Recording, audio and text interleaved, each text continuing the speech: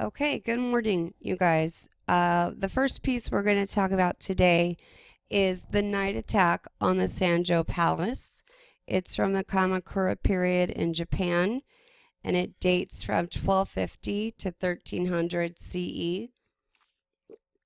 It is a hand scroll, and it's ink and color on paper. This is considered a continuous narrative. It was produced during the period of the Tokugawa shogunate. This is a classic example of war literature that rivals other pieces in our class that we're studying. You can compare this to Trajan's Column and later on when we learn about the Bayeux Tapestry. This is an illustrated scroll of events of a relatively minor event, but it's significant that it was produced because in the long run, it illustrates the fact that Japan had dissolved into civil war and then ushered up in a period of 600 years of the shoguns, where Japan is ruled by the warrior class known as the samurai. It is considered one of the oldest and finest examples of a war tale illustration in Japanese art. It is, if you start from going from right to left, as we're supposed to read it, it is 22 feet long. Also, it is designed to be unrolled about 2 feet at a time so that we can read it from a bird's eye view. Now, this piece was created almost 100 years after the event, and it shows the abduction of the emperor of the Heian period, Heian period, and it's about that rebellion. This is one of 3 surviving scrolls from the set of 15 of illustrated scrolls of the events of the Heiji period, but this one is currently in the Museum of Fine Arts in Boston. The Boston Scroll chronicles the attack in 1159 on the Sanjo Palace, where the emperor was abducted, the retired emperor was abducted. It occurred at 2 in the morning. And let me move to the next slide and show you a little bit of a close-up where we could see the repeating scenes, the repeating elements of this. First, you have the storming of the area where they abduct the emperor, and then there's the attack. There are details again of the cart. We're seeing repeated images, which gives us the idea of that continuous narrative. This piece is considered Yamato-e, Y-A-M-A-T-O-E style of painting, which is distinctly Japanese. There are some other elements that make this Japanese, particularly that use of a bird's eye view.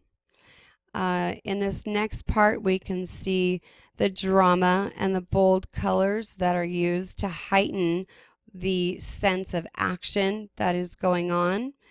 And we can see also the horrors of the war as the men are getting their heads cut off.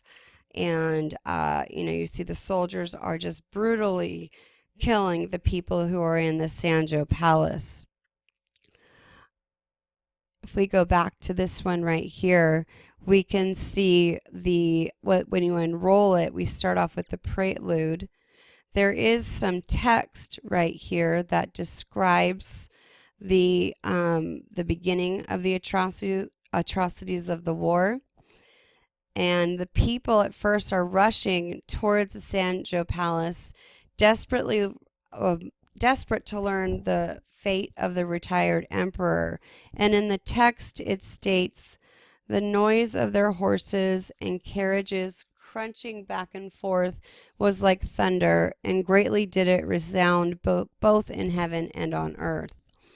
In the second part, the emperor and his young sister are forced into an ox-drawn carriage by the warriors inside the Sanjo Palace.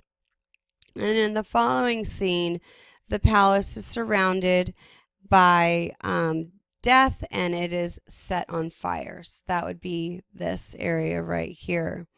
In the following scene, the palace, basically, we're also seeing anyone who is attempting to flee are going to be shot by arrows or hacked to death. And that's happening over here. In the last section, the emperor's carriage is being escorted away by a dense group of warriors, but as our eyes move to the left of the crowd, it thins into this single warrior on horseback with his attendant archer, and which is this person right here. And these final figures serve as this visual bridge that follows into another block of text, which is over here. The format of the scroll is to create this maximum effect of the pictorial section opens with two running men directing the attention of the viewer towards the story to the left. There is vibrant outlines and washes of color as the story unfolds sequentially. So the main characters that are in this piece appear multiple times. The walls of the palace are positioned diagonally in the center of the scroll, and that functions only to pictorially separate the interior and exterior of the structure. And it also separates the events within the story. The flames also play a key role, as they are initially appear in only a small corner of the upper left, and the prelude of it, and then soon it's to be revealing the climax or the burning of the palace, and the flames fill nearly the entire height of the scroll. Also, the use of red pigment emphasizes the horror of war. Red is splattered throughout the imagery, and red can signify the flames, the blood of the slaughtered, and the red lacquered armor of the merciless warrior. This painting is not only significant because it's one of the very finest picture scrolls ever conceived, but it's also very significant because it's a very gripping depiction of warfare in art. One of the other things that makes it unique is that if we were to get a close-up of the images, the Japanese aren't necessarily paying too much attention to the warriors' faces, or making it lifelike or very specific. But one thing that is very specific is the armor and the weapons, and that just goes to the it attests to the fact that this new warrior class was obsessed with weaponry and showing off strength and power through their military gear, rather than showing the actual images of a person. So even at the end here, we have the horse isn't drawn completely to scale, but the armor that the horse would have and the bows and arrows that all of these people would have would all be very have a lot of attention to the detail. And that is the night attack on the Sanjo Palace.